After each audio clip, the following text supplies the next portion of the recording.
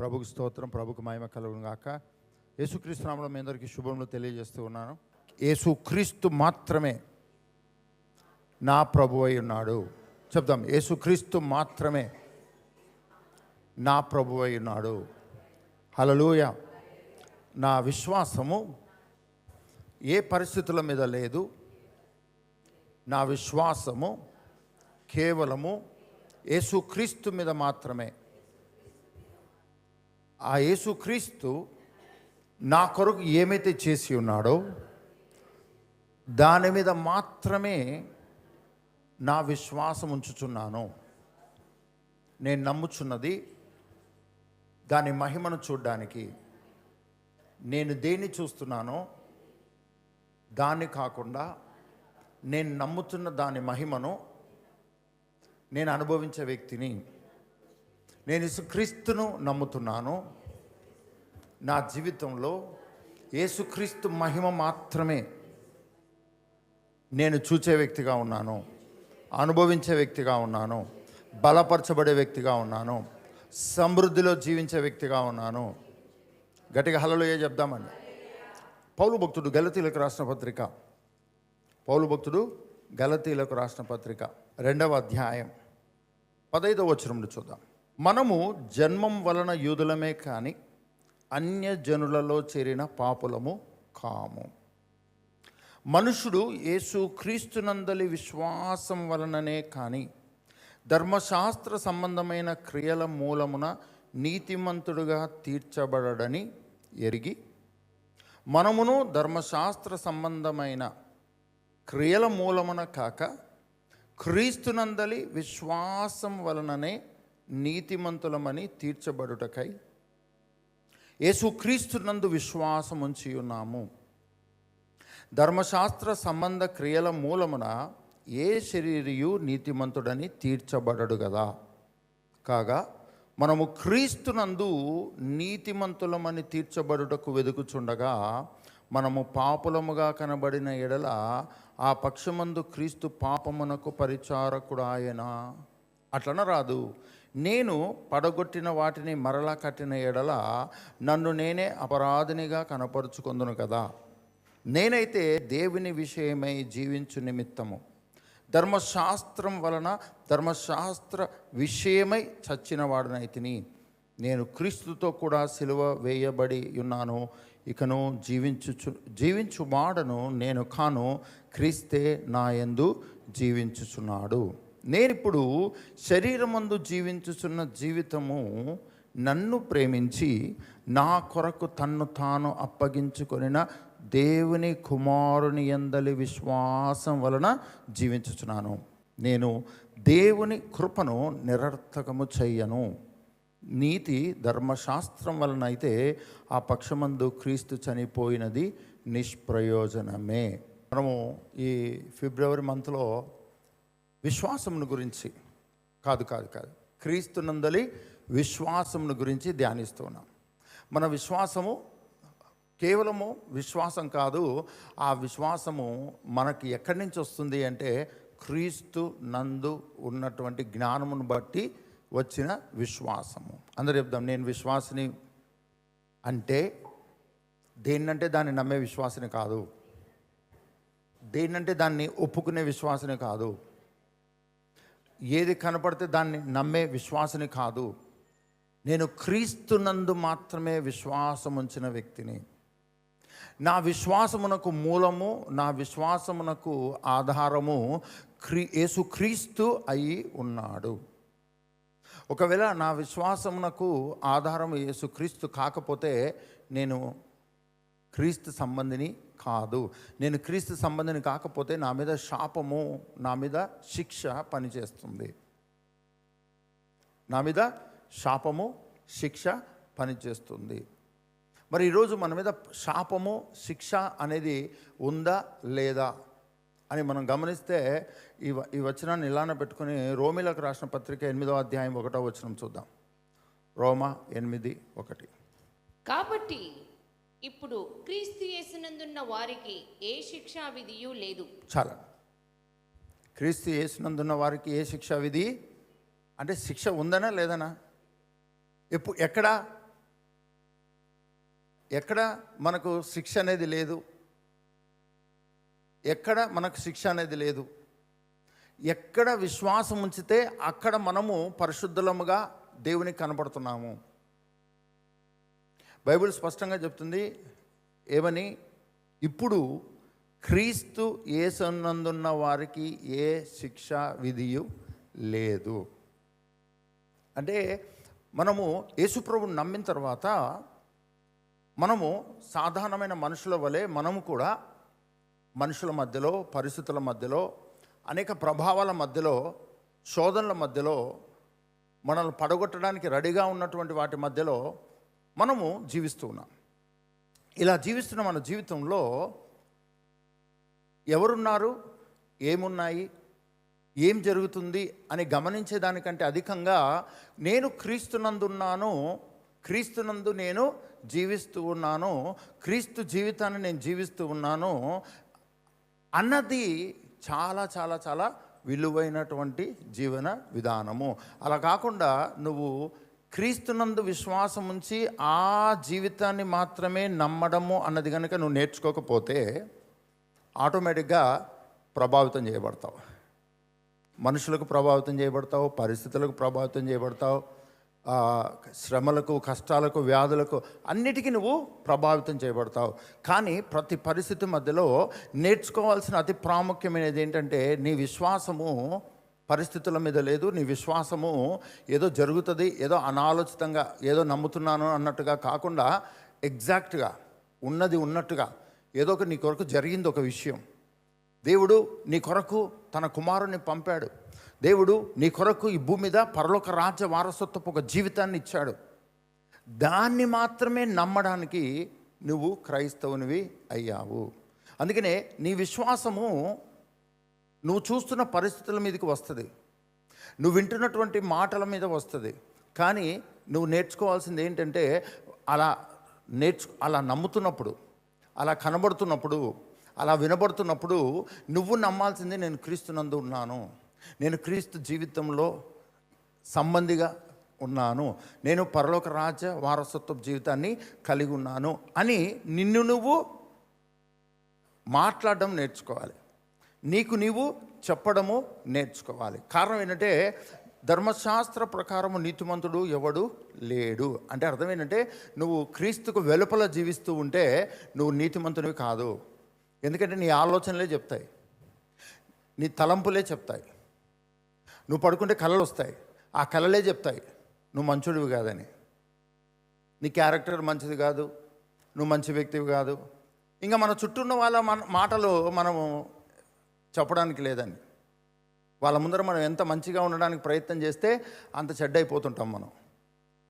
అట్లనే ఎలా పడితే అలా జీవించవచ్చా అంటే కాదు. కానీ మనము జీవించాల్సిన క్రైస్తవులముగా మనం చిన్నపిల్లలైనా, పెద్దవాళ్ళైనా, ముసలి వాళ్ళైనా, యవనస్తులైనా, ఎవరైనా సరే ఒకటే ఒక విషయాన్ని నేర్చుకుంటూ జీవించాలి. అదేంటి అంటే నేను క్రీస్తునందు విశ్వాసం ఉంచినటువంటి వ్యక్తిని, నేను క్రీస్తు సంబంధమైన జీవితాన్ని మాత్రమే నమ్మే వ్యక్తిని అని ఎప్పుడైతే మనం జీవించడం ప్రారంభిస్తామో, మనం ఎవరికైతే ప్రార్థన చేస్తున్నామో, తండ్రి నాకు ఇది కావాలి, దేవా ఇది నాకు కావాలి అని ఏదైతే మనం తండ్రిని అడుగుతున్నామో ఆ తండ్రి దృష్టికి మనం నీతిమంతులంగా కనపడాలి. ఎవరి దృష్టికి నీతిమంతులుగా కనపడాలి కదా? మన ఇంట్లో వాళ్ళకు సరిగా కనపడితే చాలు కదండి. పక్కింట్లో వాళ్ళకు, మన వీధిలో ఉన్న 5వ ఇంటి వాళ్ళకు మనం మంచోళ్ళకి కనపడాలా? వాళ్ళకి కనపడితే కనపడకపోతే కదా. మనం కనపడాల్సింది ఎవరి దృష్టికి? మన ఇంట్లో వాళ్ళకి, మన మన మన నెక్స్ట్ పీపుల్కి, మనకు దేవుడిచ్చినటువంటి బంధాలకి, మనకు దేవుడిచ్చినటువంటి సంబంధాలకు మనం కరెక్ట్గా కనపడాలి. మిగతా వాళ్ళకు పెద్ద కనపడకపోయినా పెద్ద విషయంగా ఉండదు.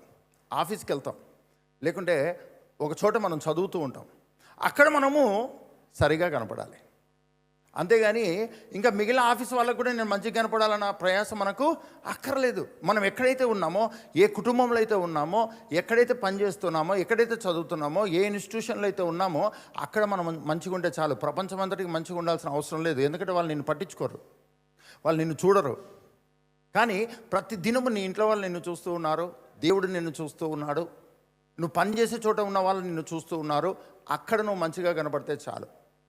అలానే నువ్వు నీతిమంతునిగా పరిశుద్ధునిగా ఎవరి ఎదుట జీవించాలి అంటే అది మనుషుల ఎదుట కాదు, అది దేవుని ఎదుట నువ్వు నీతిమంతునిగా పరిశుద్ధునిగా జీవించాలి. అదే నీ వల్ల అవ్వట్లేదు, ఏ మానవుని వల్ల అవ్వట్లేదు. అందుకనే యేసుక్రీస్తు ఈ భూమికి శరీరధారిగా వచ్చి దేవుని దృష్టికి మనము నీతిమంతులముగా పరిశుద్ధులముగా కనబడినట్లు ఆయనే మన కొరకు మన స్థానంలో బలియాగముగా అర్పించబడ్డాడు. ఏ దేవుని అయితే నువ్వు దేవుడా అని వెళ్తున్నావో, తండ్రి అని వెళ్తున్నావో, ఆయన దృష్టికి నువ్వు నీతిమంతునివి అయ్యావా లేదా అన్న కన్ఫర్మేషను నీ జీవితాన్ని ఆశీర్వాదకరంగా చేస్తుంది. ఒకవేళ నీకు గనక నేను కరెక్ట్గా లేను, నా క్యారెక్టర్ మంచిది కాదు, లేకపోతే నేను శోధనలో ఉన్నాను, లేకపోతే నేను బలహీనతలో ఉన్నాను అనే దుఃఖపడేటువంటి పరిస్థితుల్లో నువ్వు ఉంటే ఖచ్చితంగా దేవుని దృష్టికి తర్వాత ముందు నీ దృష్టికే నువ్వు పడిపోయిన వ్యక్తిగా కనబడతావు, చెడిపోయిన వ్యక్తిగా కనబడతావు. ఎందుకంటే మన చుట్టూ ఉన్న వాళ్ళు కూడా అదే మాట్లాడతారండి. మన చుట్టూ ఉన్న నియర్ అండ్ డియర్ పీపుల్ ఏం మాట్లాడతారంటే మనలో ఉన్న లోపాలు ఎత్తి చూపిస్తూ ఉంటారు. వాటినే నమ్మేసి మనం కూడా ఇంతే అని రెబల్ అయిపోతాం, పూర్తి హార్ట్ అయిపోతామండి. ఎలాగంగా నేను ఏం చేసినా సరే వీళ్ళు, నేను చేసినా చేయకపోయినా వీళ్ళు డిసైడ్ అయిపోయారు కాబట్టి నేను అదే చేస్తానని డిసైడ్ అయిపోతామండి. కానీ మనం డిసైడ్ అయిపోవాల్సింది ఏంటంటే క్రీస్తు జీవితము. ఎవరు ఎలా అనుకున్నా సరే నేను జీవించుతున్నది క్రీస్తు జీవితాన్ని. పౌలు భక్తుడు ఇదే విషయాన్ని గలతీయలో ఉన్నటువంటి దేవుని సంఘానికి రాస్తూ ఉన్నాడు. చూద్దాం మరొకసారి గలతీయులకు రాసిన పత్రిక 2వ అధ్యాయము 15వ వచనం నుండి మనం చూద్దాం. 15వ వచనం నుండి మనం కూడా ఏం ప్రయాసపడతాం? ఎవరి ముందర గొప్పగా ఉండాలనుకుంటాం? ఒక మంచి భోజనం చేసినటువంటి వ్యక్తి, అంటే మంచి కర్రీ చేసినటువంటి వ్యక్తి, ఈ కర్రీ బాగుంది అని ఎవరు చెప్పాలని కోరుకుంటాం? ఎవరికి తినిపించాలని కోరుకుంటాం కదా? ఎవరు పొగడాలని కోరుకుంటాం? అలానే మన క్రైస్తవ జీవితంలో పొగడతైనా, కరెక్షన్ అయినా, కోపమైనా, శిక్ష అయినా, ఏదైనా సరే దేవుని యొద్ద నుంచే నాకు వస్తుంది. ఏదైనా సరే దేవుడే, అంతే కదా? సైతాన్ని శోధించినా దేవుడే అంటున్నామా లేదా? ఇంట్లో వాళ్ళు తిట్టినా దేవుడా ఎందుకు ఇట్లా చేసామని అంటున్నామా లేదా? దానికి దేవుని క్వశ్చన్ చేస్తున్నామా లేదా? మరి దేవుని క్వశ్చన్ చేస్తున్నటువంటి స్థితిలో మనం ఉన్నప్పుడు దేవుడు మనకేమి ఇచ్చాడో తెలుసుకొని దాన్ని నమ్మే స్థితిలో కూడా మనం ఉండాలి. దాన్ని కూడా మనం నమ్మే స్థితిలో మనము ఉండాలి. గట్టిగా హల్లెలూయా చెప్దామండి. ప్రభు స్తోత్రం. ఇక్కడ చదువుదాం గలతీయులకు రాసిన పత్రిక 2వ అధ్యాయం 15వ వచనం నుండి. మనము జన్మము వలన యూదులమే గాని అన్యజనులలో చేరిన పాపులము కాము. మనుషుడు యేసుక్రీస్తునందలి విశ్వాసం వలననే గాని ధర్మశాస్త్ర సంబంధమైన క్రియల మూలమున నీతిమంతుడుగా తీర్చబడడని ఎరిగి మనమును ధర్మశాస్త్ర సంబంధమైన క్రియల మూలమున గాక క్రీస్తునందలి విశ్వాసం వలననే నీతిమంతులమని తీర్చబడుటకై యేసుక్రీస్తునందు విశ్వాసముంచి ఉన్నాము. మనం ఎవరి యందు విశ్వాసం ఉంచాలంట? ఎవరి యందు విశ్వాసం ఉంచడం వల్ల మనం క్రైస్తవులమయ్యాము. ఈరోజు సంఘంగా మనం గ్యాదర్ అవ్వడానికి మూలం ఏంటి? యేసుక్రీస్తునందు మనము విశ్వాసం ఉంచుతున్నాం. నేను యేసుక్రీస్తును నమ్ముచున్నాను. నువ్వు యేసుక్రీస్తును నమ్మడానికి రీజన్ ఏంటి అంటే దేవుడు నీవు నీతిమంతునిగా పరిశుద్ధునిగా జీవించినట్లుగా నీ కొరకు ఒక జీవితాన్ని ఇచ్చాడు. నీ కొరకు ఒక శ్రేష్టమైన అమూల్యమైన ఒక జీవితాన్ని నీకు ఇచ్చాడు. నువ్వు దాన్ని మాత్రమే నమ్మి నీతిమంతునిగా పరిశుద్ధునిగా దేవునికి కనపడాలి. నీ సొంత క్రియలను బట్టి నువ్వు జీవించడం మానేయాలి. అదే ధర్మశాస్త్రం. ధర్మశాస్త్రం అంటే అర్థం ఏంటంటే నేను ఎట్లున్నాను, నేనేం చేస్తూ ఉన్నాను, నేను చేసినది కరెక్టా తప్పా, 24 గంటలు నేను చేసినది ఏంటి, నేను అన్నటువంటి జీవితమే ధర్మశాస్త్రము. నేను ఇది చేశాను కాబట్టి నా కర్మ నేనే అనుభవించాలి, నేను ఇది చేయలేదు కనుక నేను పోగొట్టుకున్నాను, నా కర్మ. ఇలా ప్రతి దాంట్లో నువ్వు నువ్వు నువ్వు అన్న జీవితమే ధర్మశాస్త్రం. అయితే యేసుక్రీస్తు అక్కడి నుంచి నేను విడిపించడానికి ఆయన ఈ భూమిదికి శరీరధారిగా వచ్చి ఉన్నాడు. గట్టిగా హల్లెలూయా చెప్దామండి. ఇది కొంచెం కష్టమైనటువంటి విషయమే, సైకలాజికల్గా చాలా కష్టమైనటువంటి విషయమే. ఎందుకంటే నీకు కనబడుతున్న దాన్ని నువ్వు నమ్మడం అనేటువంటిది పుట్టుక నుంచి నేర్చుకున్నావు. నువ్వు వింటున్న దాన్ని నమ్మటం అన్నది పుట్టుక నుంచి నేర్చుకున్నావు. నీ చుట్టూ ఉన్న మనుషులను నమ్మడం అన్నది వాళ్ళు నీకు ఏమైతే చెప్తారో. నాతో కూడా అనేవాళ్ళండి, నేను ఫెయిల్ అవుతూ ఉంటే నీకు చదువు రాదు, నీకు చదువు రాదు, నీకు చదువు రాదు, నీకు చదువు రాదు అనేవాళ్ళు నా చుట్టూన్న వాళ్ళు. అప్పుడు నేను కూడా ఏమన్నానంటే, నిజమే నాకు కూడా చదువు రాదు, నాకు చదువు రాదు, చదువు రాదని. కానీ నేను క్రీస్తులో నూతనంగా జన్మించాను. నేను క్రీస్తులో నూతనంగా జన్మించాను. పుట్టుక నుంచి నేను ఏదైతే వింటూ ఉన్నానో దాన్ని నమ్ముతూ వచ్చాను.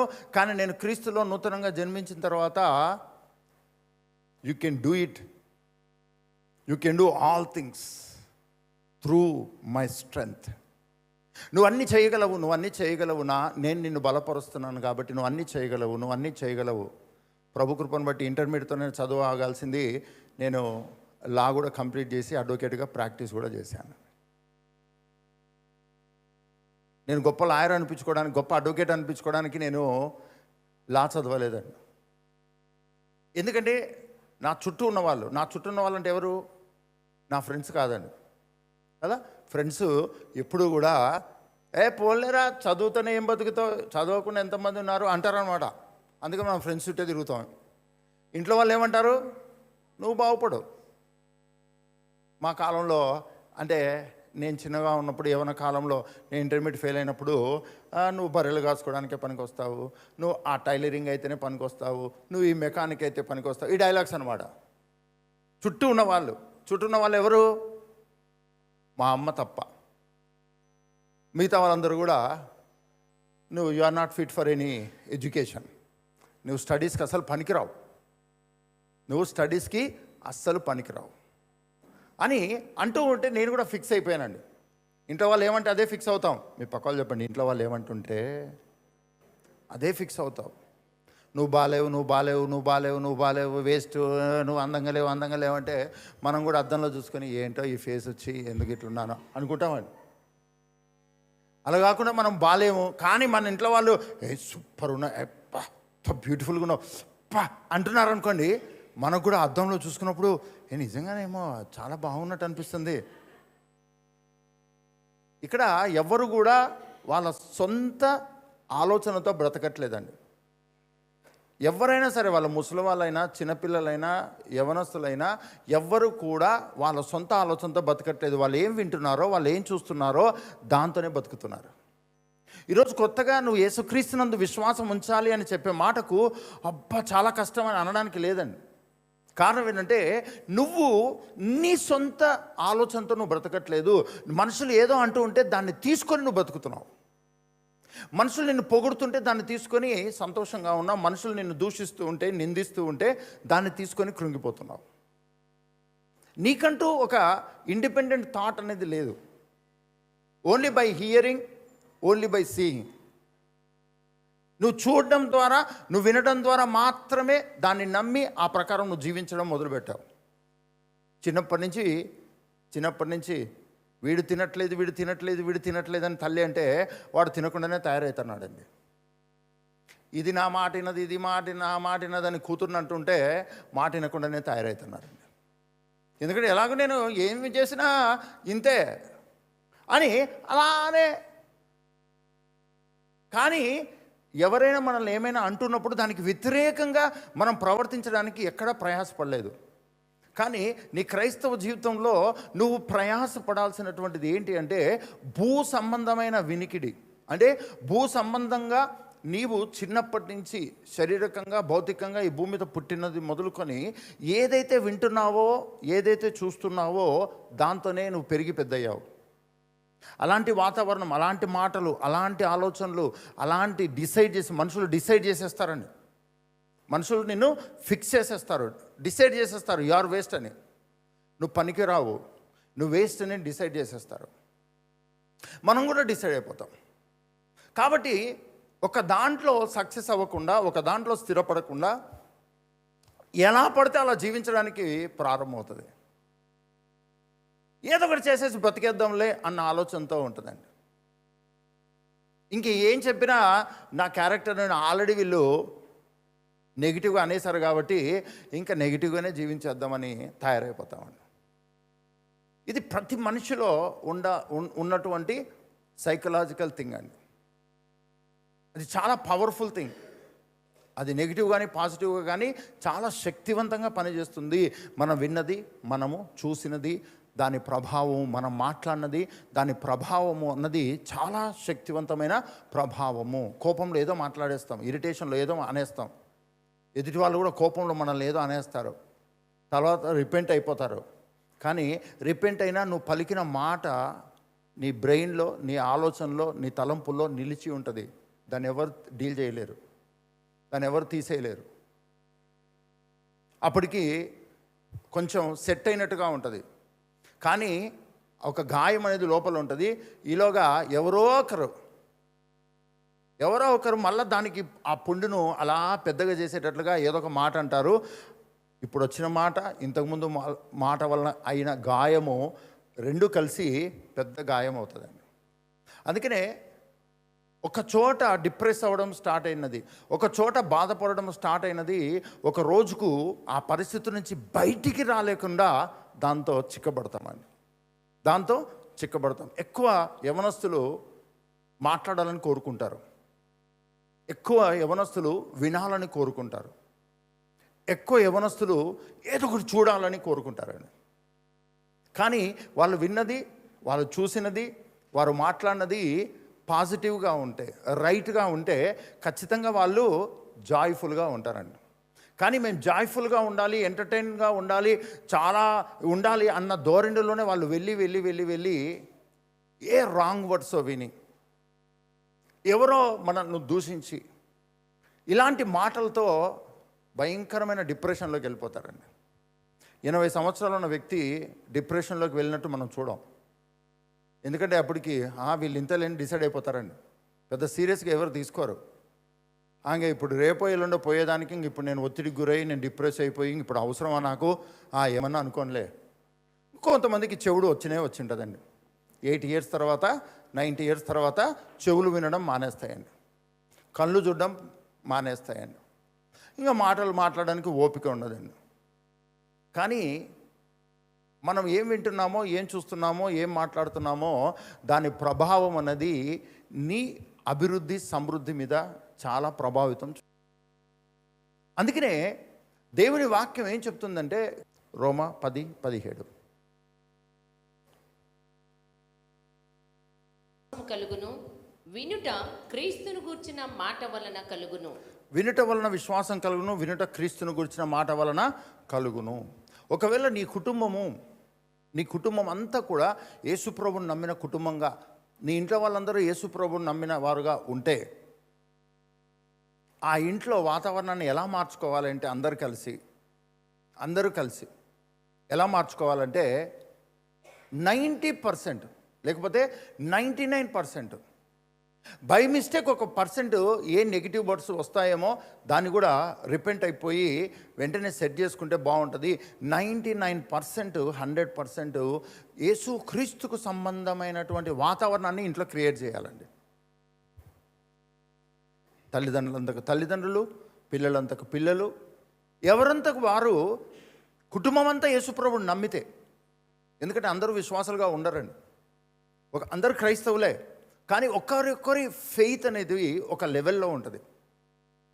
పెద్దవాళ్ళ ఫెయిత్ ఒక రకంగా ఉంటుంది, పిల్లవాళ్ళ ఫెయిత్ ఒక రకంగా ఉంటుంది, బైబిల్ చదవని వాళ్ళ ఫెయిత్ ఒక రకంగా ఉంటుంది, బైబిల్ చదివే వాళ్ళ ఉంటుంది, బైబిల్ చదివినా సరే అన్నీ నమ్మేసిన వాళ్ళ ఫెయిత్ ఒకటి ఉంటుంది, క్రీస్తును మాత్రమే నమ్మిన వాళ్ళ ఫెయిత్ ఇంకొకటి ఉంటుంది. ఇలా డిఫరెంట్ ఫెయిత్ లెవెల్స్లో ఫ్యామిలీ మెంబర్స్ ఉంటారండి. యేసుప్రభు నమ్మిన వాళ్ళే అందరూ, కానీ యేసుప్రభుతో పాటు అన్ని నమ్మిన వాళ్ళు కూడా ఉంటారండి ఇంట్లో. వాళ్ళ మాట తీరు వేరు ఉంటుంది, వాళ్ళ ఆలోచన తీరు వేరు ఉంటుంది.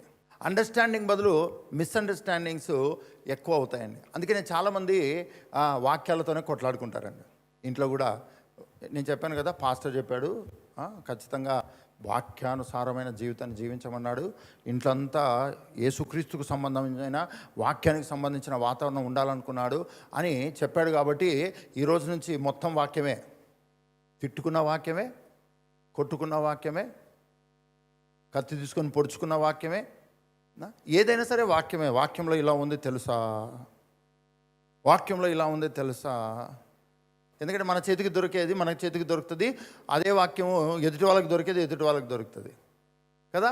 మనం బైబిల్లో చదివాం కదా, మత్తయి సువార్త 4వ అధ్యాయంలో యేసు ప్రభువుతో సాతానుడు వచ్చి ఏమన్నాడంటే ఈ రాళ్ళను రొట్టెలు చేసుకొని తినమన్నాడు. యేసు ప్రభు మళ్ళీ అదే వాక్యం గురించే నరుడు దేవుని నోట నుండి వచ్చి మాట వలన జీవించును. ఇటువంటి వాతావరణం గురించి కాదు, క్రీస్తునందు నీకు ఇవ్వబడిన ఒక జీవితం, దాన్ని గురించిన పరిపూర్ణమైన జ్ఞానం, దాన్ని గురించిన పరిపూర్ణమైన జ్ఞానం కలిగి ఆ సంబంధంగా ఇంట్లో వాళ్ళందరూ మాట్లాడగలిగితే, బైబిల్ స్పష్టంగా చెప్తుంది మన విశ్వాసము. మరొకసారి చూద్దాం 16వ వచనం 15వ వచనం, గలతీయులకు రాసిన పత్రిక 2వ అధ్యాయము 15వ వచనం నుండి. జన్మము వలన యూదులమే గాని అన్ని జనులలో చేరిన పాపులము కాము. మనుషుడు యేసుక్రీస్తునందలి విశ్వాసము వలననే గాని, మనుష్యుడు యేసుక్రీస్తునందలి విశ్వాసము వలననే గాని. బాగా గమనించండి, మనుష్యుడు మనుష్యుడు అందరూ చెప్పండి. ఏ మనుషుడైనా, ఏ జాతి వాడైనా, ఏ స్థితిలో ఉన్నవాడైనా యేసుక్రీస్తునందు మాత్రమే విశ్వాసం ఉంచాలి. మనం విశ్వసించడానికి ఒకే ఒక జీవితం మనకు అనుగ్రహించబడిందండి. ఆ జీవితాన్ని ఒక్కటే మనం నేర్చుకోవాలి, ఆ జీవితాన్ని ఒక్కటే మనం చూడాలి, ఆ జీవితాన్ని ఒక్కటే వినాలి. ఆ జీవితానికి విరుద్ధంగా నీ నోటి మాటలు ఉండకూడదు. ఆ జీవితానికి విరుద్ధంగా ఎవరైనా ఏమైనా మాట్లాడుతుంటే అక్కడి నుంచి డిస్పర్స్ అండి, అంతే. ఎవరు మాట్లాడుతున్నా, నువ్వు మాట్లాడుతున్నా, యేసుక్రీస్తు ఒక జీవితము అన్న జీవితం నీకు ఇవ్వబడింది, యేసుక్రీస్తు అన్న జీవితం నీకు ఇవ్వబడింది. ఆ సంబంధమైన మాటలు మాత్రమే నువ్వు మాట్లాడాలి, ఆలోచించాలి, వినాలి. ఇది చాలా చాలా ఇంపార్టెంట్ అయినటువంటి విషయం. చాలాసార్లు పెద్దవాళ్ళు, నేను చిన్నగున్నప్పటి నుంచి నేను క్రైస్తవేతర కుటుంబంలో ఉన్నాను కాబట్టి చిన్నప్పటి నుంచి నేను మేల్కోవడమే భక్తి కీర్తనలు వినుకుంటూ లేచేవాడిని అండి. మా ఇంట్లోని లేకపోతే చుట్టూ ఉన్న వాళ్ళ ఇళ్ళల్లో నుంచే లేయటమే భక్తి గీతాలు, సుప్రభాతము ఇటువంటివి వినుకుంటూ లేచేవాడినండి. విచిత్రమైన విషయం ఏంటంటే, నేను వినింది 5 నిమిషాలే.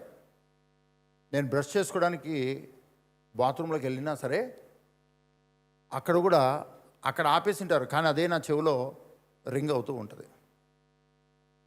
నేను రెడీ అయ్యి స్కూల్కి వెళ్ళినా అవి నా చెవిలో వినపడుతూనే ఉంటాయి. అక్కడ ఎవరు ఏం పెట్టలేదు పాటలు, కానీ నేను నిద్ర నుంచి లేయటము ఆ ఫస్ట్ అవర్స్ ఉంటాయి కదా, నేను లేచే ఆ ఫస్ట్ అవర్, ఇంకా నేను బెడ్ మీద ఉన్నప్పుడే నేను మెలుకొని ఉంటాను, కానీ నా మైండ్ నా ఆలోచనలన్నీ ఓపెన్ అయి ఉంటాయి. అప్పుడు ఏదైతే వింటున్నానో అది అలాగా ఆ రోజంతటిని పట్టుకొని వచ్చేస్తుందండి. అందుకని పెద్దవాళ్ళు అంటారు ఏంటంటే, నువ్వు సక్సెస్ అవ్వాలంటే రాత్రి చదవడం కాదు, నువ్వు సక్సెస్ అవ్వాలి అంటే నువ్వు పడుకొని లేచిన తర్వాత ఏ మైండ్ స్టేటస్ ఉంటుందో అక్కడ నువ్వు చదివినది బాగా గుర్తుండిపోతుంది. 3 o'clock 4 o'clock లేచి, అందుకనే మన క్రైస్తవ జీవితంలో కూడా 3 గంటలకు 4 గంటలకు లేచి బైబిల్ చదవమని చెప్తారు సేవకులు. ఎందుకంటే నువ్వు పడుకొని లేచిన వెంటనే, కొంతమంది పడుకోకుండా చదువుతారండి బైబిల్, దాని గురించి నేను మాట్లాడట్లేదు, అది వాళ్ళ కెపాసిటీ. అదే కరెక్ట్ అని నేను అనట్లేదు, తప్పని కూడా నేను అనట్లేదు. కానీ పడుకొని లేచిన వెంటనే, అది కూడా అర్లీ అవర్స్లో ఎందుకు ప్రార్థన చేయాలి, ఎందుకు బైబిల్ చదవాలి అంటే, అది దేవుని సృష్టి అండి. దేవుడు అలా సృష్టించాడు మనిషిని. అర్లీ అవర్స్ అనేవి, ఏ మనుషులు నీతో మాట్లాడకుండా, ఏ మనుషులు నిన్ను చూడకుండా ఉన్నటువంటి, ఎవరి మాటలు ఎవరి శబ్దాలు వినటువంటి ఆ అమూల్యమైనటువంటి సమయంలో నువ్వు ఏదైతే చేస్తావో, ఏదైతే వింటావో, ఆటోమేటిక్గా అది నీకు ఆ రోజంతా నిన్ను లీడ్ చేస్తుందండి. యేసు ప్రభువుని నమ్మిన తర్వాత నేను లేచేసరికి నేను నమ్మాను, మా అమ్మ నమ్మిందండి. ఇంట్లో వాళ్ళు మా డాడీ నమ్మలేదండి. మా డాడీ కూడా నమ్మినాడు అనుకోండి, పక్కింటి వాళ్ళు నమ్మరు కదా, నమ్మాలని రూల్ లేదు కదా. వాళ్ళ ఇంట్లో నుంచి అయినా పాటలు వినపడతాయండి. అది సినిమా పాటలో లేకపోతే ఏ భక్తి గీతాలో వినపడతాయండి. ఇంకా ఆ రోజంతా అప్పుడేమో అది చాలా మధురంగా ఉండేది, చాలా ప్లజెంట్గా ఉండేది. మంచి భక్తిపరులాగా ఫీల్ అయిపోయేవాడిని. అబ్బా, నా మైండ్ నిండా భక్తి గీతాలే ఉన్నాయని. కానీ ఎప్పుడైతే నేను యేసుప్రభుని నమ్మానో నా చుట్టూ ఉన్న వాతావరణము నాకు వినపడేది, కనపడేది అంతా వేరే ఉండేది. కానీ నేను నమ్మినది మాత్రం వేరేది ఉండేది. ఇప్పుడు నేను నమ్మిన క్రీస్తుకు సంబంధం లేనిది ఏది విన్నా అది నన్ను రోజంతా టార్చర్ పెట్టేది. అంతకుముందు ఇష్టమైనది ఇప్పుడు నాకు ఇష్టం లేకుండా పోయింది. అది భక్తి అవ్వచ్చు, లేకపోతే ఏదైనా అవ్వచ్చు. ఒక మనిషిని మనం ఇష్టపడినప్పుడు ఆ మనిషి ఏం మాట్లాడుతున్నా వింటూ పోతాం. ఆ మనిషి మనకి ఇష్టం లేదనుకోండి, మనం ఏం చేస్తాం? కంపరం వచ్చేస్తుందండి. అసలు వాళ్ళు ఉన్నారు ఇంట్లో అంటే కూడా వచ్చి ఈ ఇంట్లో ఎందుకు పుట్టానో అన్న ఫీలింగ్ ఉంటుందండి. అవునా కదండి? ఇప్పుడు ఎప్పుడైతే మనము ఏది నమ్ముతున్నామో, ఏది ఇష్టపడుతున్నామో, దానికి సంబంధించిన మాటలు, దానికి సంబంధించిన ఆలోచనలు, దానికి సంబంధించినవి వినడము అన్నది ఎప్పుడైతే మనము ప్రారంభిస్తామో ఆ రోజంతా. అందుకనే క్రైస్తవ జీవితంలో ఓవర్ యాక్షన్ చేయకూడదండి. మీ పక్కలు చెప్పండి, ఓవర్ యాక్షన్ చేయొద్దు. భక్తి వచ్చినప్పుడేమో రాత్రంతా బైబిల్ చదువుతామండి, మళ్ళీ వారం వరకు బైబిల్ పట్టుకోం. ఇదే ఓవర్ యాక్షన్ అంటే. క్రిస్టియన్స్ ఓవర్ యాక్షన్ అంటే ఏంటంటే, చదువుతూనేమో తిండి మానేస్తాం, అన్నీ మానేస్తాము, చదివి చదివి చదివి చదివి చదివి. సరే, దాన్ని కంటిన్యూ చేస్తామా అంటే చెయ్యమండి. ఈలోగా మళ్ళీ మనకి ఏమైతే తెలీదు, బైబిల్ చదవడం మానేస్తామండి. మళ్ళీ ఒక 10 రోజులు వాక్యమే చదివిందాం. మీ పక్క వాళ్ళు చెప్పండి, ఇదే స్పిరిచువల్ ఓవర్ యాక్షన్ అంటే. చేస్తేనేమో పైకి వెళ్ళిపోతామండి, లేకపోతే లోపలికి వెళ్ళిపోతామండి. బ్యాలెన్స్డ్ అనమాట. మనము ఫస్ట్ అవర్ ఎవరి స్వరం వినట్లేదు, నీవు కూడా మాట్లాడలేని పరిస్థితి. ఆ బెడ్ మీద లేస్తున్నప్పుడే నీ ఆలోచనలోనికి ప్రభుని తెచ్చుకోవాలి. ప్రభుని గురించి ఆలోచించడం ప్రారంభించాలి. ఆయన నీకు చూపించిన ప్రేమను గురించి ఆలోచించాలి. ముందు ప్రార్థన చేస్తామా, బైబిల్ చదువుతామా అంటే కాదు. ముందు నీ ఆలోచనలలో ప్రభువును గురించి, ఆయన ప్రేమను గురించి ఆలోచించడం మొదలు పెట్టాలండి. ఆయన నిన్ను ఎలా ప్రేమించాడో నీకు ఎలా అర్థమైందో దాని గురించి ఆలోచించడము మొదలుపెట్టి ప్రభువుతో మాట్లాడడము ప్రారంభించాలి. తర్వాత వాక్యం చదువుతూ ప్రారంభించాలి. ఒక్కొక్కసారి మనము వాక్యం చదవడము అన్నటువంటి దానికంటే మనము స్తుతించడానికి మనకు ప్రేరేపణ ఉంటుంది. స్తుతించడానికి కరెక్ట్ బైబిలే చదవాలి రూల్ లేదండి. కరెక్ట్ పాటలే పాడాలి రూల్ లేదు. ఎవ్రీడే ఒక రకమైన మూమెంట్ ఉంటుంది. ఎవ్రీడే ప్రతి దినము ఒక్కొక్క రకమైనటువంటి స్థితి ఉంటుంది. ఆ విధంగా ఎలా చేసినా, ముందు చేసినా వెనుక చేసినా, నువ్వు క్రీస్తుని గురించి ఆలోచించి, క్రీస్తుని గురించి, ఆయన ప్రేమను గురించి ఆలోచించి దాని మీదనే నీ దృష్టి పెట్టుకుని ముందుకెళ్ళాలి. ఇది అనుదినము నువ్వు చేస్తూ వెళ్ళడం అనేది ప్రాక్టీస్ చేయాలండి. ఒకరో రోజుతో రాదండి. మీ పక్కలు చెప్పండి, ఎన్ని విషయాలు నేర్చుకున్నావో, డిగ్రీలు చదివావు, వాటన్నిటి మధ్యలో క్రీస్తు జీవితాన్ని ఎక్కడ పెట్టావో ఏంటో కదా. ఒక వ్యక్తి డిగ్రీ చదివాడు అనుకోండి, 10th క్లాస్ సబ్జెక్ట్స్ని ఎక్కడ పడేసింటారంటే టెక్స్ట్ బుక్స్ను వెతికినా దొరకవండి. కొంతమంది 10th క్లాస్ అయిపోగానే నేను పాస్ అయిపోతానని చెప్పేసి ఆ బుక్స్నే అమ్మేసింటారు, వేరే వాళ్ళకి ఇచ్చేసింటారండి.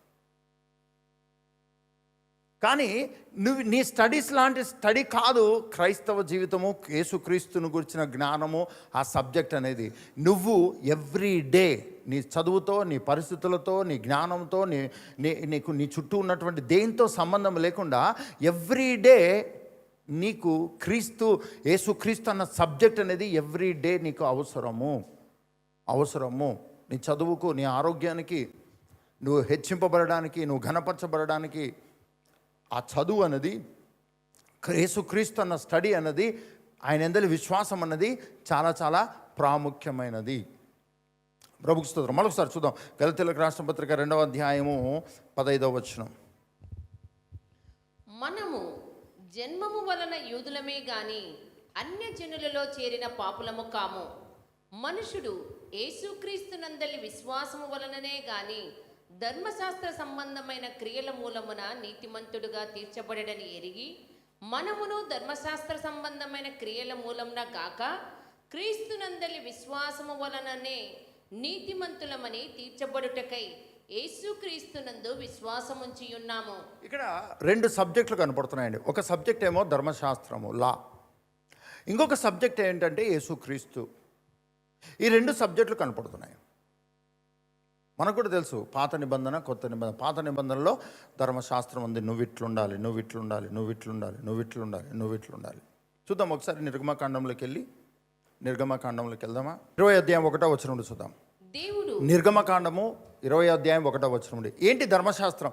రెండు సబ్జెక్టులు మనం చూసాం. గలతీయులకు రాసిన పత్రిక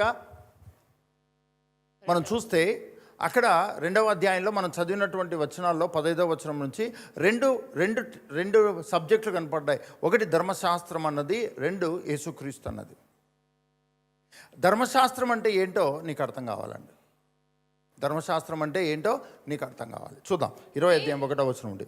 దేవుడు ఈ ఆజ్ఞలన్నీ వివరించి చెప్పెను.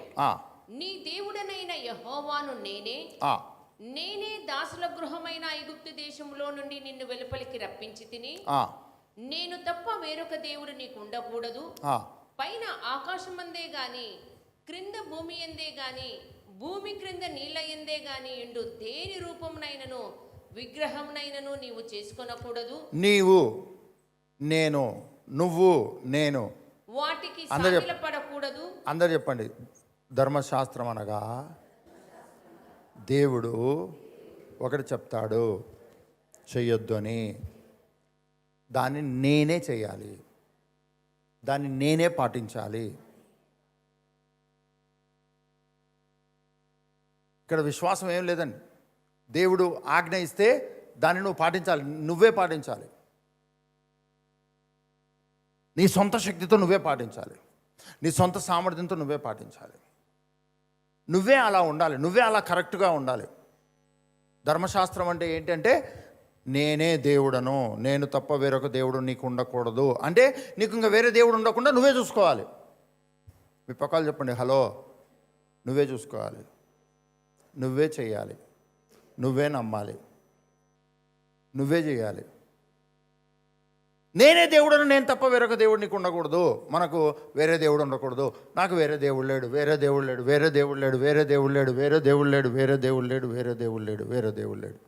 తల్లిదండ్రులు అంటుంటారు కదా, ఈ మధ్యలో నీకు మొబైలే దేవుడు అయిపోయాడు అంటే. ఈ రోజుల్లో ఎక్కువగా అందరి ఇళ్ళల్లో చెప్పబడుతున్నటువంటి దేవుడు ఎవరు అంటే ఆండ్రాయిడ్, యాపిల్ కదా. నీకు ఇదే దేవుడు అయిపోయాడు. చాలామంది భార్యలు కంప్లైంట్ చేస్తారంటే భర్తల మీద, ఏంటంటే ఈ మధ్యలో నీకు మొబైలే దేవుడు అయిపోయాడు, మొబైలే భార్య అయిపోయింది నీకు. నేను సెకండ్ వైఫ్. కొంతమందికి ల్యాప్టాప్ ఉంటుందండి. ఏమండి ఇక్కడ సెకండ్ వైఫ్ ఉంది చూడండి, ఫస్ట్ వైఫ్ ఎవరు? ట్యాప్. అంటే ల్యాప్ మీద పెట్టుకొని ట్యాప్ చేస్తుంటారు కదా, దాన్ని ల్యాప్టాప్ అంటారండి. అంటే ఒళ్ళో పెట్టుకొని కొడుతూ ఉంటారు కదా, టక్ టక్ టక్ టక్ టక్ అని. ఏమండి నేను తప్ప వేరొక దేవుడు నీకు ఉండకూడదు. ఇంకా అక్కడే స్ట్రగుల్ స్టార్ట్ అవుతుందండి. చెప్పకపోయినా బాగుండేది. ఎప్పుడైతే దేవుడు నేను తప్ప వేరొక దేవుడు నీకు ఉండకూడదు అనేసరికి అందరూ దేవుళ్ళు ముందరకు వస్తారు. మొబైల్ దేవుడు, అమ్మ దేవుడు, నాన్న దేవుడు, అక్క దేవుడు, ఇంకో ప్రియుడు దేవుడు, ఇంకొక దేవుడు, అందరు దేవుళ్ళు వస్తారు. అబ్బా ఈ దేవుళ్ళ మధ్యలో నేనే దేవుడు అన్న దేవుడిని మాత్రం మర్చిపోతున్నాను, నా మీదకి ఉగ్రత వచ్చేస్తుంది. ఇలా మనిషి మీదకి నేనే దేవుడని, నేను తప్ప వేరొక దేవుడు లేడనేసరికి అది పాటించడానికి మనిషి వల్ల అవ్వలేదండి. దాంతో మనిషి దేవుని దృష్టికి తప్పు చేసే వ్యక్తిగా, పాపం చేసే వ్యక్తిగా అయిపోయాడు. చూద్దాం 4వ వచనం. పైన ఆకాశం అందే కానీ క్రింద భూమి అందే కానీ భూమి క్రింద నీళ్ళ ఎందే కానీ ఉండు దేని రూపమునైనను విగ్రహమునైనను నీవు చేసుకొనకూడదు, వాటికి సాగిలపడకూడదు, వాటిని పూజింపకూడదు. ఏలైనగా నీ దేవుడనైన యెహోవానగు నేను రోషము గల దేవుడను. అమ్మో, రోషం గల దేవుడు అంటే అర్థం ఏంటంటే నిన్ను చంపేస్తానని అర్థమని. తేడా వచ్చిందంటే నిన్ను చంపేస్తానని అర్థం. డైరెక్ట్గా మాట్లాడుకోవాలంటే ఏ మాత్రం చిన్న తేడా చేసావా ఆ రోజే చివరి రోజు అనుకో.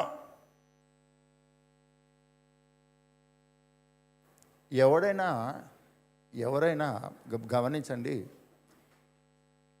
ఇదిగో ఈ బుక్ చదువు, ఈ బుక్ చదివి ఆ ప్రకారం జీవించకపోతే అదే నీకు చివరి రోజు అనుకో. ఏ చిన్న పొల్లుపోయినా అదే నీకు చివరి రోజు. పరదేశము ప్రియులారా అయిపోయింది. క్రిస్టియన్ ఆచార ప్రకారమే, భక్తి ఆచార ప్రకారమే నీకు సమాధి కార్యక్రమం జరుగుతుంది. పరలోకపు లాంఛనాలతో నిన్ను సాగనంపడం అనేది జరుగుతుంది.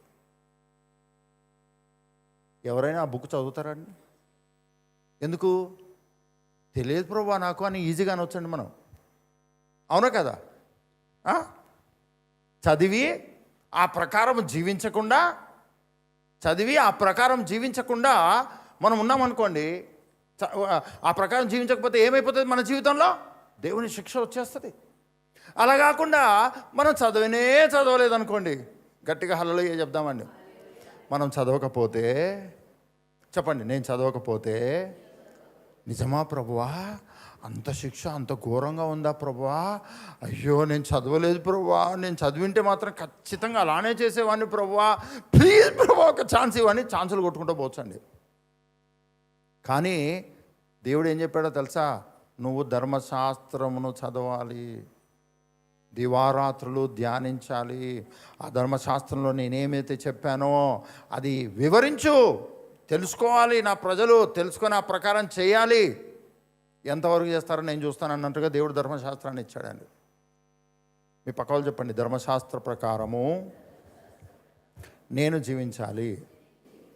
ఆయన చెప్తాడు నేను జీవించాలి కదా. మనము హైదరాబాద్లో వన్ వే ట్రాఫిక్ ఉంటుందండి కదా. ఒక మార్గంలో వెళ్ళడం ఉంటుంది, ఇంకో మార్గంలో రావడం ఉంటుంది. కానీ ఊరి నుంచి ఒక వ్యక్తి వచ్చాడండి, ఎక్కడైతే పోకూడదో అక్కడి నుంచే వచ్చాడు అనుకోండి, పోలీసు వాళ్ళు పట్టుకుని ఏం చేస్తారు? ఏమనరు భయ్య ఆగు. అవునా కదండి? ఏం పడింది? ఆ మధ్యలో మా ఫ్రెండ్స్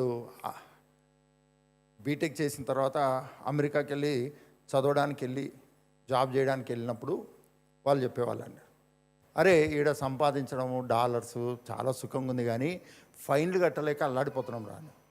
సంపాదించినంత ఫైన్లు కట్టడానికే సరిపోతుంది. వాడు ఏం రూల్ పెడతాడో మనకు తెలీదు. మనమేమో ఇండియాలో ఉన్నట్టు తిరిగిందే చేసిందే ఉమ్మిచ్చిందే వేసిందే చెత్త. ఆడ వేస్తే మన పని అవుట్రా. సంపాదించడానికి బాగానే సంపాదిస్తున్నాం, కానీ 1 లక్ష రూపాయల దాకా మొత్తానికి 20-30 వేలు ఫైన్లకే పోతున్నాయి. అలానే మన క్రైస్తవ జీవితంలో కూడా నువ్వు ధర్మశాస్త్రం అన్న సబ్జెక్ట్లో నుంచి యేసుక్రీస్తు అన్న సబ్జెక్ట్లోకి దేవుడే నిన్ను ప్రేమతో తీసుకొచ్చాడు, కృప చొప్పున నిన్ను బయటికి తీసుకొచ్చాడు. మరలా నువ్వు ధర్మశాస్త్ర ప్రకారము నేను ప్రార్థన చేయాలి, నేను భక్తిగా ఉండాలి, నేను పరిశుద్ధంగా ఉండాలి, నేను అన్న ధర్మశాస్త్రంలో నుంచి నిన్ను విమోచించి యేసుక్రీస్తు, నేను కాదు దేవుడు కాదు, యేసుక్రీస్తు నేను కాదు దేవుడు కాదు. ఈరోజు దేవుడు నాకు ధర్మశాస్త్ర స్థానంలో యేసుక్రీస్తు అన్న ఒక జీవితాన్ని నాకు ఇచ్చాడు. గట్టిగా హల్లెలూయా చెప్దామండి.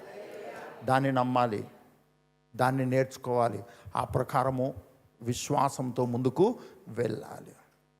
అలా కాకుండా మళ్ళా నేనే అన్న ఆలోచనతో నువ్వు ఉంటే, అందుకనే ప్రతి దానికి నేనే అన్నట్టుగా, నేను చేయలేదు, నేను చేసిన దానికి నా కర్మ, నా వల్ల అవ్వలేదు ప్రభువా, నేను చేయలేకపోయాను ప్రభువా, నేను నీ దృష్టికి నేను మంచి వ్యక్తిగా లేను ప్రభువా.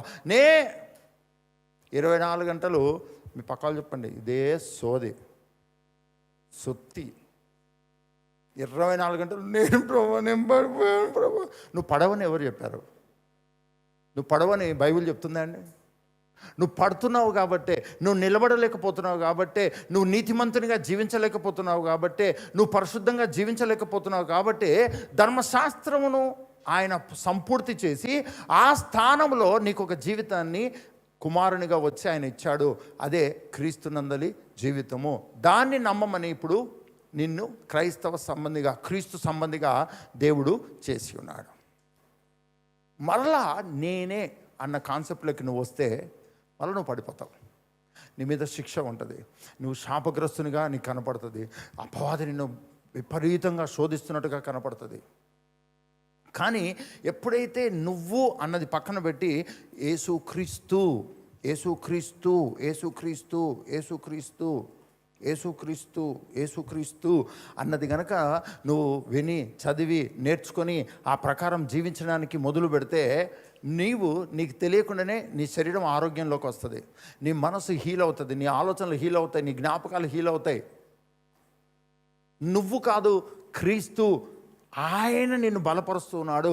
ఆ బలపరుస్తున్న ఆయన యందు నువ్వు సమస్తం చేయగలవు.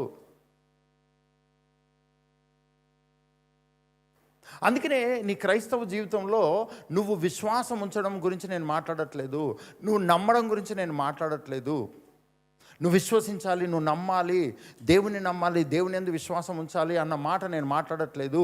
దేని యందు విశ్వాసం ఉంచాలంటే డైరెక్ట్గా యేసుక్రీస్తునందు మాత్రమే నువ్వు విశ్వాసం ఉంచాలి. నువ్వు పడిపోయినా సరే యేసుక్రీస్తునందు విశ్వాసం ఉంచాలి. ఎవరైనా ఏమన్నా నిన్ను అంటున్నా సరే యేసుక్రీస్తునందు మాత్రమే విశ్వాసం ఉంచాలి. యేసుక్రీస్తునందు నీకేమి ఇవ్వబడిందో దాన్నే నమ్మాలి, దాన్నే పలకాలి, దాన్నే ఆలోచించాలి, దాన్నే ధ్యానించాలి. ఆ విధంగా నువ్వు ట్యూన్ అవ్వాలి, ఆ విధంగా నిన్ను నువ్వు తర్ఫీదు చేసుకోవాలి. అందుకనే క్రిస్టియన్ లైఫ్ అనేటువంటిది పరిశుద్ధంగా జీవించడానికి ప్రయాసపడడం కాదు. పరిశుద్ధుని యొక్క పరిశుద్ధత నీకు అనుగ్రహించబడింది, దాన్ని నమ్మి ఆయనకు కృతజ్ఞత చెల్లించడము క్రైస్తవ జీవితము. నీ సొంత క్రియలను బట్టి మాత్రమే నువ్వు దేవునికి ఇష్టంగా జీవించాలని ప్రయాసపడేటువంటి ఆలోచన నీవు కలిగి ఉంటే నువ్వు పడుతూనే ఉంటావు. నెలకి 30 రోజులు ఉంటే 30 రోజులు నువ్వు ఉపవాసం ఉండాల్సి వస్తుంది. నిన్ను నువ్వు నలగొట్టుకోవాల్సి వస్తుంది. ఎందుకు? కారణం ఏంటంటే నువ్వు నిలబడలేవు. ఉపవాసం ఉంటేనే నిలబడతావు. అంటే కడుపు కాలాలన్నమాట. అంటే ఏదో కష్టం ఉండాలి, ఎవరో నిన్ను తిడుతూ ఉండాలి, నువ్వు ఏడుస్తూ ఉండాలి, నీ జీవితంలో సంతోషం ఉండకూడదు, నువ్వు అప్లై చేసినదంతా ఫెయిల్ అవ్వాలి. అప్పుడు నువ్వు ఫీల్ అవుతుంటావు, వచ్చి ఏం పాపం చేస్తావు, ఇంకేం సినిమాలు చూస్తావు, ఇంకేం మాట్లాడుతావు అన్నట్టుగా ఉంటుంది అన్నమాట. అంటే నీ బాధ ఎక్కువ ఉండాలి, నీ బాధ తీవ్రత ఎక్కువ ఉండాలి, నిన్ను తిట్టేవాళ్ళు ఎక్కువ ఉండాలి, నీ చుట్టూ ఒక్కడు కూడా పొగిడేవాడు నీ చుట్టూ ఉండకూడదు. 24 గంటలు నీకు బుద్ధి లేదు, నీకు సిగ్గు లేదు, ఎందుకు బతుకుతున్నావు, ఈ భూమికి బరువు అని తిడుతూనే ఉండాలి. అప్పుడు నువ్వు పాపం చేయకుండా ఉంటావు, అప్పుడు పాపం చేయకుండా. ఇటువంటి జీవితము కొరకు నువ్వు డిసైడ్ అయిపోతే మరి యేసుక్రీస్తు ఏం చేశాడు నీ కొరకు? ధర్మశాస్త్రము అంటే నువ్వు ఏమీ చెయ్యలేవు. మొట్టమొదట దేవుడు ధర్మశాస్త్రాన్ని ఎందుకు ఇచ్చాడంటే నువ్వు నీ సొంత క్రియలతో ఏ రోజు కూడా నీతిమంతునివి అవ్వలేవు, నీతిమంతురాలుగా జీవించలేవు అన్నది ఫస్ట్ దేవుడు తన ప్రజలకు ప్రూవ్ చేయడానికి. ఎందుకంటే దేవునికి దూరమయ్యి జీవించడం మొదలుపెట్టారు వాళ్ళు. దేవునికి విరోధంగా జీవించడము, దేవుని ఆలోచన ప్రణాళికలకు వేరుగా జీవించడం వాళ్ళు ప్రారంభించారు. అందుకనే దేవుడు మొట్టమొదటి ఏం చేశాడంటే ధర్మశాస్త్రం ఇచ్చాడు. ధర్మశాస్త్రం ఇచ్చి, ఇదిగో బాబేలు గోపురం కట్టావు కదా, ఇదిగో నేను ఒక బుక్ ఇస్తున్నాను, ఆ బుక్ను చదివి ఆ ప్రకారం జీవించు. బాబేలు గోపురం ఏముంది, ఎవరైనా కడతారు, ఇదిగో ఈ లా తీసుకో, ఈ రూల్ తీసుకో, ఈ ఆజ్ఞ తీసుకో, నీకు చేతనైతే ఆ ప్రకారం జీవించు, నన్ను సంతోషపెట్టు. నీ సామర్థ్యం ఉందంటున్నావు కదా, నేను ఇంత కట్టాను, నేను ఇది కనుక్కున్నాను, నేను ఈ భూమి మీద నేను చాలా గ్రేటు అని అంటున్నావు కదా, ఇదిగో నేను ఒక్క ఆజ్ఞ ఇస్తున్నాను, ఆజ్ఞ నెరవేర్చు నీ సొంత సామర్థ్యంతో. అలాగ దేవుడు ధర్మశాస్త్రాన్ని దేవుడు తన ప్రజలకు ఇచ్చాడండి. ఎప్పుడైతే దేవుడు ఆజ్ఞ ఇచ్చాడో ఆ ఆజ్ఞలో నెరవేర్చడంలో ప్రతి ఒక్కరు ఫెయిల్ అవుతున్నారు కదా. దేవుడు ఏదైనా తోటలో చాలా మీకు కూడా డౌట్ వచ్చింటుందండి, దేవుని మీద కోపం కూడా వచ్చింటుందండి. ఎంత పని చేశాడు, ఎంత మంచి మంచి మంచి పళ్ళు, మంచి మంచి విటమిన్స్ ఉన్నవి, అన్నీ ఉన్నవి ఆ పండ్లు పెట్టాడు. మధ్యలో మంచి చెడు తెలివినిచ్చే వృక్షఫలము ఎందుకు పెట్టాడు? అది తింటే చచ్చిపోతాడని ఎందుకు చెప్పాడు? నా మనసు అంతా మిగిలిన పండ్ల మీద కంటే ఈ పండు మీదనే మనసు లాగుతూ ఉంది. అవసరమా దేవునికి? ప్రేమమేడు అంటాడు కానీ ఆ మంచి చెడు తెలివినిచ్చే వృక్షఫలాన్ని పెట్టడం ఎందుకు? అది తినొద్దు, తింటే చచ్చిపోతామని చెప్పడం ఎందుకు? ఇప్పుడు నా మనసు అంతా దాని మీదనే ఉంది. నా మనసు అంతా దాన్నే లాగుతుంది. అది తింటే బాగుంటుంది. తినకుండా ఉన్నాడా? తిన్నారా అండి? ఆదమ్మ పండు తిన్నారా? తినగలేదు. మీ పక్క వాళ్ళు అడగండి, పండు తింటే చచ్చిపోతారా? సైతాన్ చెప్పింది అదేనండి. పండు తింటే ఎవరైనా చచ్చిపోతారా? దేవునికి జలసీ అండి, జలసీ కదా. ఆయన జలస్ గాడ్ అన్నాడు కదా, అంతే. దేవునికి జలసీ ఎక్కువ. ఎవరి ఇంటర్ప్రిటేషన్ వాళ్ళదండి. మీ పక్క వాళ్ళు చెప్పండి, దేవుని వరకు. ఉదాహరణకు నేను చెప్తానండి, కొంతమంది ఫ్రెండ్స్ ఉంటారండి. ఎలా ఉంటుందంటే ఫ్రెండ్షిప్, నేనేం చెప్తే అది చేయాలి. చిన్న తేడా చేస్తే కట్టు, బ్రేకప్. తల్లిదండ్రులు ఎలా ఉంటారంటే, వీడు ఇది చేస్తాడో చేయడో, నా మాట వింటాడో వినడో, కొంచెం టెస్టింగ్ చేద్దామని చేస్తారండి. మాట వినలేదనుకోండి, 10 మంది పిల్లలు ఉంటే తండ్రికి ఒకడే ఇష్టమైన వాడు ఉంటాడు. ఎందుకు ఇష్టమైన వాడు? అందరు చెప్పండి, ఇష్టం అంటే ఏంటో తెలుసా? చెప్పింది చేస్తే ఇష్టం అండి. అయిష్టం అంటే ఏంటో తెలుసా అండి? నేను చెప్పింది కాక అన్నీ చేస్తున్నాడని చెప్పేసి అయిష్టం. మరి దేవుడు అనుకోవద్దా అలా? ఆయన చెప్పినది చేస్తే ఓకే, చెప్పినది కాకుండా అన్నీ చేస్తూ ఉంటే పో. నేను చెప్పింది కాకుండా అన్నీ చేసుకుంటాను కదా, పో చేసుకో. ఒక రోజు వస్తుంది, నీ కెపాసిటీ నీకు అర్థమవుతుంది, నీ జీవితం నీకు అర్థమవుతుంది. అప్పుడు రాకుండా అప్పుడు పెడతా నీకు. మీ పక్కలు చెప్పండి, ఏంటి మనలాగానైనా దేవుడు? మరి నీ అంతలాగా కాదు, మరి నీలాగా అనే మరి నీ అంత కాదు. నువ్వు చాలా టూ మచ్, అసలు దేవుని కంటే చాలా ఎక్కువ నువ్వు కదా. దేవుడు ప్రేమమయుడండి.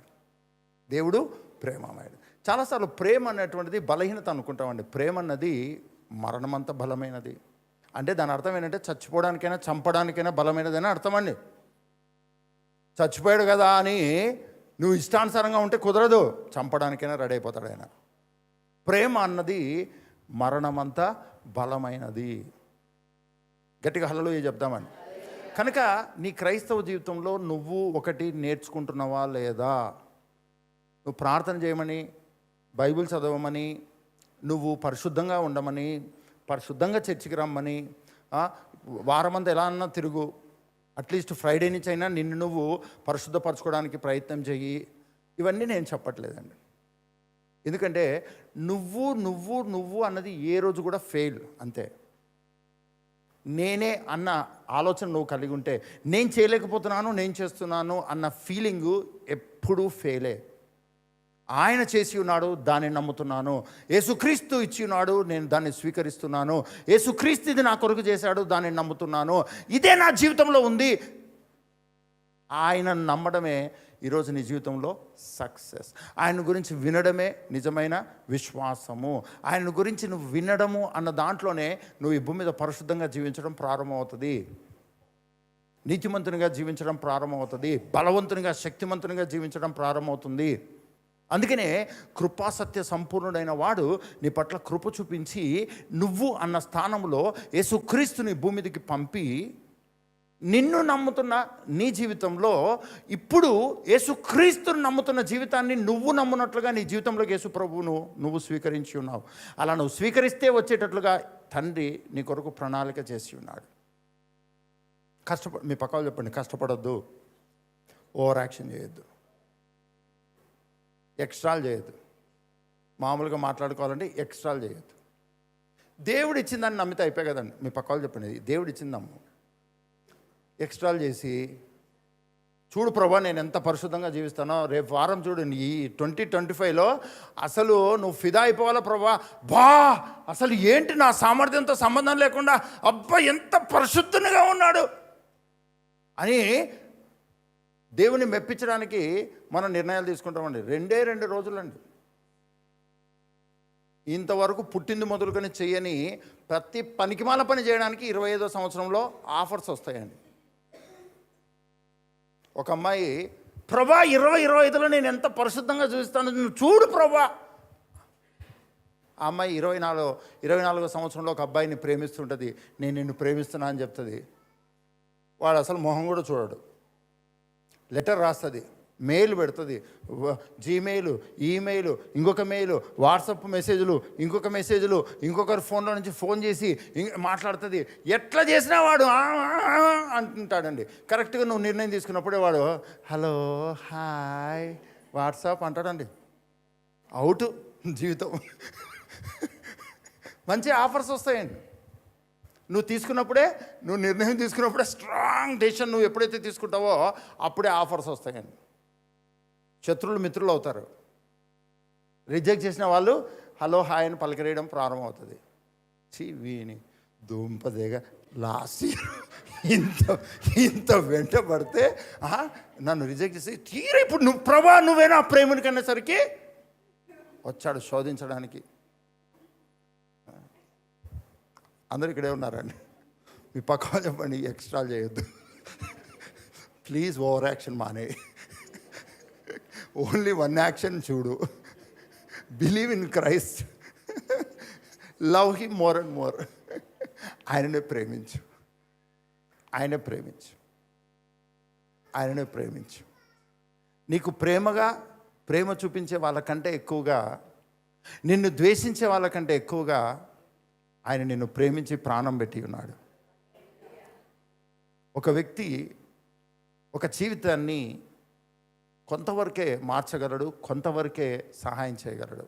కానీ యేసుక్రీస్తు అన్న మానవుడు మానవ జాతినే మార్చిపడేశాడు, దైవిక జాతిగా మార్చిపడేశాడు. అది చాలా శక్తివంతమైనది, చాలా బలమైనది. అందుకనే ఇది గమనించిన పౌలు భక్తుడు ఏమంటున్నాడంటే నన్ను బలపరచువాని అందే నేను సమస్తము చేయగలను. నువ్వో నేనో ఆ మాట అంటే పెద్ద వాల్యూ లేదండి.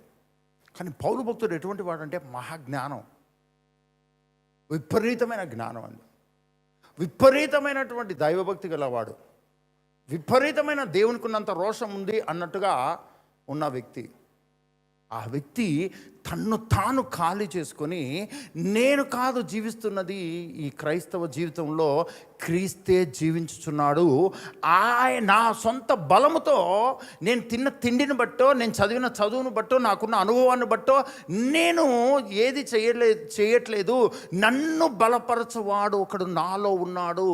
ఆ జీవితాన్ని నేను ధరించుకొని ఉన్నాను, ఆ ఆత్మతో నేను నింపబడి ఉన్నాను. ఆయన నాకు సామర్థ్యం ఇస్తూ ఉన్నాడు. ఆ సామర్థ్యంతో ఈ భూమి మీద అందరికంటే గొప్ప కార్యాలు నేను చేయగలను, అందరికంటే ఎక్కువ దర్శనాలు నేను చూడగలను, అందరికంటే ఎక్కువగా నేను భాషలు మాట్లాడగలను, అందరికంటే ఎక్కువగా దేవుణ్ణి నేను తెలుసుకోగలను. ఇది బైబిల్ మనకు చూపిస్తున్నటువంటి మార్గం అండి.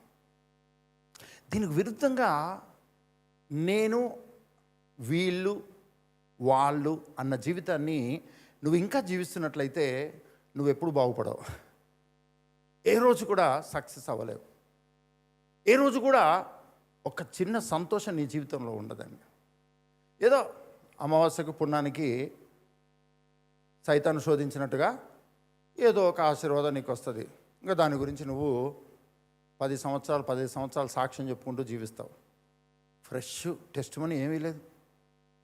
నిన్న జరిగింది ఏమీ ఉండదు, ఈరోజు జరిగింది ఏమీ ఉండదు. కానీ క్రీస్తునందు every day miracle life, every day powerful life, every day holy life. Hallelujah, గట్టిగా హల్లెలూయా చెప్తామండి. కనుక నీ విశ్వాసము నీ మీద పెట్టుకోవద్దు. నీ విశ్వాసము నిన్ను తిట్టే వాళ్ళ మీద, నిన్ను పొగిడే వాళ్ళ మీద పెట్టొద్దు. నువ్వు రోజు వినే దాని మీద పెట్టొద్దు. కానీ నీ విశ్వాసము యేసుక్రీస్తు మీద మాత్రమే పెట్టు. ఆ యేసుక్రీస్తుని గురించి తెలుసుకోవడం అన్న దాన్నే మొదలుపెట్టు. మన జీవితాంతం మనం తెలుసుకుంటున్న కొత్త విషయం ఇంకొకటి మిగిలే ఉంటుందండి. కానీ తెలుసుకున్న దాన్ని తెలుసుకున్నట్టుగా నమ్మి ఆ ప్రకారము నేనున్నాను, ఆ ప్రకారము నేనున్నాను, నాకు ఇవ్వబడింది, ఈరోజు నాకు ఇవ్వబడిన జీవితం ఇది, నేను జీవిస్తున్న జీవితము ఇది నాది కాదు, నా తల్లిదండ్రుల నుంచి వచ్చినది కాదు, ఇది పరలోకపు తండ్రి కృప చొప్పున నాకు ఇచ్చిన ఆయన జీవితము, ఆయన జీవము, ఆయన ఆహారము, ఆయన మహిమ, ఆయన ప్రభావము. గట్టిగా హల్లెలూయా చెప్దామండి, గట్టిగా హల్లెలూయా చెప్దామండి. కనుక ఈ మాటలు వింటున్నటువంటి నీవు దయచేసి నువ్వు బైబిల్ చదవాలి అంటే ఎందుకు చదవాలి అంటే యేసు క్రీస్తును మాత్రమే తెలుసుకోవడానికి చదవాలి. ఎందుకంటే ఒక్కొక్క చోట ఆయన ప్రత్యక్షంగా కనపడుతున్నాడు, ఒక్కొక్క చోట ఆయన హైడ్ అయ్యి ఉన్నాడు. హైడ్ అండ్ సిక్ తెలుసు కదా, దాగుడు మూతలు అంటే నేను ఆ స్తంభం పక్కన దాపెట్టుకుంటాను, జెస్సీ వెతుకుతుంటుంది ఎక్కడ మా ఆయన, ఎక్కడ మా ఆయన, ఇక్కడ ఉన్నాడు, అదనమాట గేమ్. యేసు ప్రభు నిన్ను ప్రేమించి నీ కొరకు ప్రాణం పెట్టిన వాడు ఒక్కొక్క అక్షరంలో దాగి ఉన్నాడు. నువ్వేం చేయాలో తెలుసా? నా ప్రియుడెక్కడ, నా ప్రియుడెక్కడ, నా ప్రియుడెక్కడ, ఎక్కడ దాక్కున్నాడు, ఏ వచనంలో దాక్కున్నాడు, ఏ అధ్యాయంలో దాక్కున్నాడు, ఎక్కడ కనపడతాడు, ఆది ఖండంలో ఎక్కడ కనపడతాడు, నిర్గమ ఖండంలో ఎక్కడ కనపడతాడు అని వెతికి వెతికి పట్టుకోవాలండి. మనకు ప్రేమ లేదనుకోండి, మనం ఏమంటామంటే ఏంది దేవుని పని ఇది, ఎన్ని చదవడానికి లేదు, ఏంటి బైబిల్ ఏంటి పురాతనమైనది, ఎంత కొత్త బైబిల్ కొనుక్కున్నా సరే ఆది కాండమే, ఆది యందు దేవుడు, ఆది అంతమైన దేవుడు, ఆది లేటెస్ట్ కాదు అనిపిస్తుందండి. కానీ ప్రియుణ్ణి వెతికితే నీకు లేటెస్ట్ లైఫ్ నీకు అర్థమవుతుంది. ఈవెన్ యేసుక్రీస్తునందు ఏ అయి కూడా ఓల్డే, ఇప్పుడు లేటెస్ట్ యుగం ఇది అని నువ్వు అనుకుంటావు. అది నీ భ్రమ, అది నువ్వు ఇప్పుడు తెలుసుకున్నావు కాబట్టి. కానీ దేవునికి ఎప్పుడో తెలుసండి. ఆల్ టెక్నాలజీస్ మొత్తం రాబోయే సంవత్సరాల్లో, రాబోయే తరాల్లో ఏ టెక్నాలజీ వస్తుందో దేవుడు ఎప్పుడో వాడేశాడు. మీ పక్కన చెప్పండి, దేవుడు ఎప్పుడో వాడి పడేస్తే మనిషి దొరికించుకొని ఇది నాకు దొరికింది, ఇది కరెక్ట్, ఇది చాట్ జీపీటీ, దేవుడు ఎప్పుడో వాడి పడేస్తే దొరికిందండి ఎవరికో. నేను దేవుని బట్టి మాట్లాడుతున్నాను. ఆ జ్ఞానాన్ని అండర్ ఎస్టిమేట్ చేయట్లేదు, ఆ జ్ఞానాన్ని చులకన చేసి మాట్లాడట్లేదు. కానీ దేవుని సందర్భం గురించి నేను మాట్లాడుతూ ఉన్నాను. అది నీకు గొప్పది, కానీ అది దేవునికి గొప్పది కాదు. గట్టిగా హల్లెలూయా చెప్తామని. కాబట్టి అనుదినము నువ్వు డిసైడ్ అవ్వాలండి. అనుదినము నువ్వు ఒక స్టూడెంట్గా నేర్చుకోవడం ప్రారంభించాలి, చదవడం ప్రారంభించాలి. నువ్వు తెలుసుకున్న దాన్ని బట్టి అందులో నువ్వు జీవించడానికి, నమ్మడానికి ప్రయాసపడాలి. నువ్వు చేయడానికి ప్రయాసపడదు, చేసిన దాన్ని నమ్మడానికి ప్రయాసపడు, తీసుకోవడానికి ప్రయాసపడు. ప్రతి పరిస్థితుల్లో దాన్ని నమ్మడానికి ప్రయాసపడు. ప్రతి పరిస్థితుల్లో నీకు దానికి వ్యతిరేకంగా వచ్చిన ప్రతి పరిస్థితిలో దాన్ని నోరు తెరిచి పలకడము అన్న ప్రయాసపడడం నేర్చుకో. దాన్ని ధ్యానించడం నేర్చుకో. పరిస్థితులతో సంబంధం లేకుండా యేసుక్రీస్తు జీవితాన్ని నేర్చుకో, ధ్యానించు. ఒక పరిస్థితి వచ్చినప్పుడు ఆటోమేటిక్గా ఆ పరిస్థితికి నీకు సంబంధం లేదు అని నువ్వు మాట్లాడడం మొదలు పెడతావు. కళ్ళు మూసుకుందాం. ప్రభు ఈ ఉదయకాలం నీతో మాట్లాడి ఉన్నాడు. నీ ఆలోచనల నిండా నీ సమస్యలు, నీ బలహీనతలు, నీ కష్టాలు, నీ ఆలోచనల నిండా శ్రమలు, శోధనలు, ఇబ్బందులు, నేను ఎలా జీవిస్తాను, ఎలా ఎలా ఎలా నా జీవితము అని నువ్వు అనుకుంటూ ఉన్నావేమో. అవన్నీ పక్కన పడే. నువ్వు నేర్చుకున్నా నేర్చుకోకపోయినా ఈ భూమి మీద అవి సర్వసాధారణము. కానీ ఈ భూమి మీద నీకు ఒక స్పెషల్ లైఫ్ నీకు ఇవ్వబడింది, యేసు క్రీస్తు జీవితము. అది నువ్వు పట్టుకోవడం నేర్చుకో. దాని గురించి చదవడం నేర్చుకో. ఎందుకు చాలామంది బిగినర్స్కి, బైబిల్ కొత్తగా చదివే వాళ్ళకు, లేకపోతే మనము పడిపోయి తిరిగి లేచినప్పుడు ఎక్కువగా మనం ఎందుకు నూతన నిబంధన చదవాలని చాలామంది చెప్తారంటే దానికి రీజన్ ఏంటంటే హైడ్ అయి ఉన్న దాన్ని పట్టుకునే దానికంటే కనపడేదాన్ని పట్టుకోవడం చాలా ఇంపార్టెంట్ అండి, చాలా ఈజీ. అందుకనే న్యూ టెస్టిమెంట్ చదవడం అన్నది చాలా విలువైనది. అట్లని ఓల్డ్ టెస్టిమెంట్ చదవకూడదా? కాదు. న్యూ టెస్టిమెంట్ యొక్క నీడనే ఓల్డ్ టెస్టిమెంట్.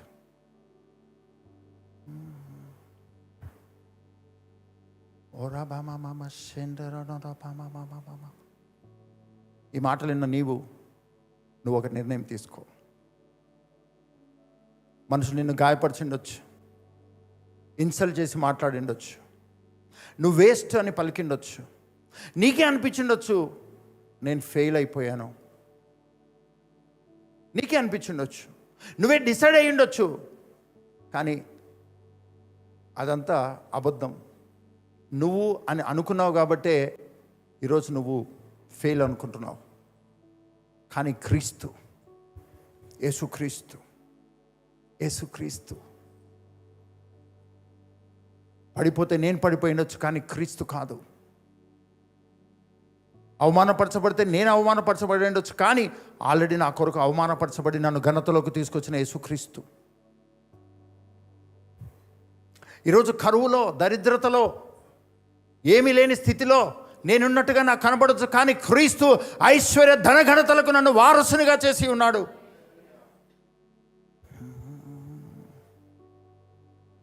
ఆయన నన్ను బలపరుస్తూ ఉన్నాడు. ఆయన జీవితాన్ని జీవించడానికి ఆయన నన్ను బలపరుస్తూ ఉన్నాడు. ఆ జీవితాన్ని నేను జీవిస్తాను. నేను నేర్చుకునేది, నేను వినేది, నేను జీవించాలనుకున్న నిర్ణయము కేవలం యేసుక్రీస్తు మాత్రమే. అది నాలో మండునుగాక, అది నాలో తీవ్రమవునుగాక.